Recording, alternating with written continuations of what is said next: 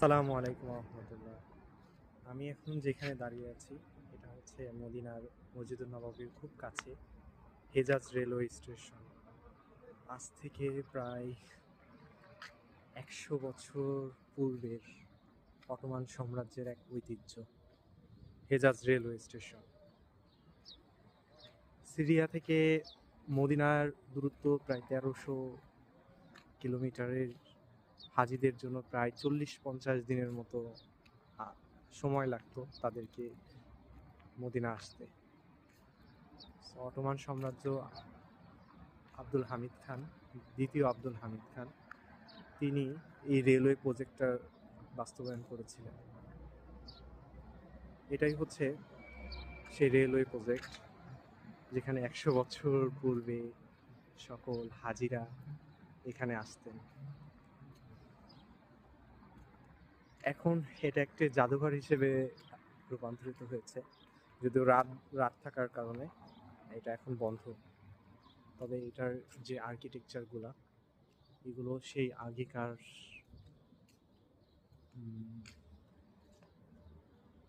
সেইভাবেই এটা জাদুঘরে করে রাখা হয়েছে। সৌদি সরকার এখন এটাকে জাদুঘরে রূপান্তরিত করেছে এবং তার পেছনেই অটোমান সাম্রাজ্যের একটি স্থাপিত একটি মসজিদও রয়েছে।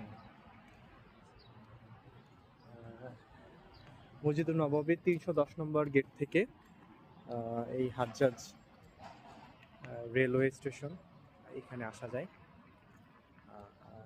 সকাল ৯টা থেকে এই জাদুঘরটাতে আপনি ঢুকতে পারবেন। এখানে বিভিন্ন প্রকার স্থাপনাগুলা এবং বিভিন্ন কিছু নিদর্শন আছে, এগুলো আপনারা দেখতে পারবেন। সো যারা মদিনাতে আসবেন ৩১০ নম্বর গেট দিয়ে হেঁটে হেজ্জাজ রেলওয়ে স্টেশন এই জায়গাটা ঘুরে দেখতে পারবেন।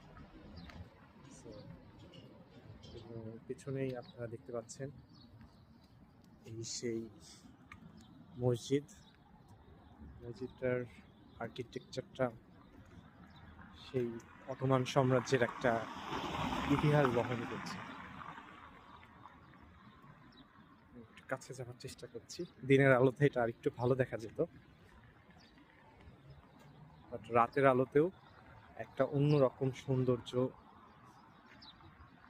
উপলব্ধি করা যাচ্ছে।